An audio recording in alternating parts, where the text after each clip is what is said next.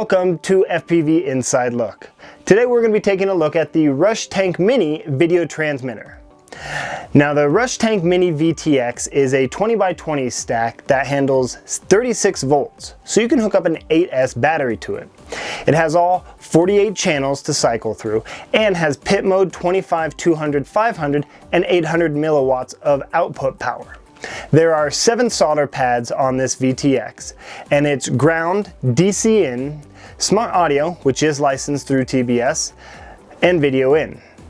There's also a ground, 5-volt out for your camera, and an additional audio jack.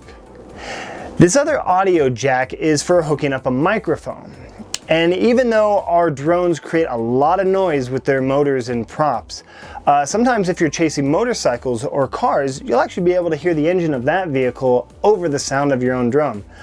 Or maybe you're going to use the video transmitter for something else aside from drones.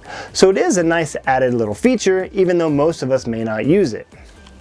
5 of these solder pads are through-hole soldering, which is really good. I believe through-hole soldering offers a better electrical flow and is a lot stronger. There's nothing worse than ripping off a solder pad even though everything else on the component is still good. The Rush Tank Mini has 2 buttons. One is to change the channels and the other is to change the power output. There's an LED light in between the buttons, and the different colors represent the different power levels that the VTX is transmitting. On the opposite side of the buttons, there's a row of red and blue LED lights, and those help indicate what channel you're actually on. The VTX performed great. However, at 800 milliwatts, it did get really hot, and I was worried of it burning up. Now, when you're flying, it will help cool it off, but if you put this VTX in an enclosure where it can't dissipate that heat, be wary of overheating. Most of the time, you don't need anything more than 500 milliwatts. If you're long range, that'll still get you out a mile and a half, even more with clear line of sight. When you go to mount this VTX, the main unit is a M3 size hole. However, the plastic cover that comes with it to help protect everything is an M2 hole. You can drill that out, but afterwards it may not fit as snug and as tight.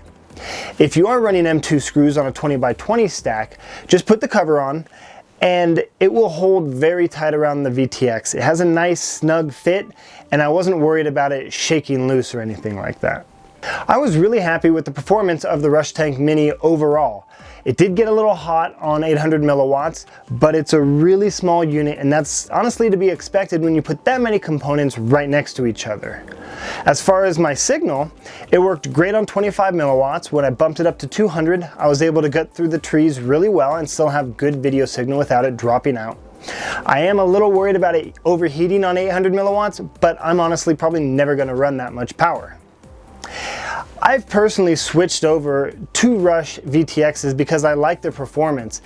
I absolutely love Team Black Sheep's Crossfire, but I've just had too many problems with their VTX to go back, and I'm really happy to see Rush keep stepping forward with all of their products and making something new and smaller. It is a little expensive on the $40 side of things, but you're paying for it to be a small 20x20 size. I still think it's a good price compared to some of the other VTX units out there. If you haven't tried a Rush VTX yet, leave a comment down below and make sure you subscribe to Your Average Hobbyist, because I'll be giving one away at the end of the month.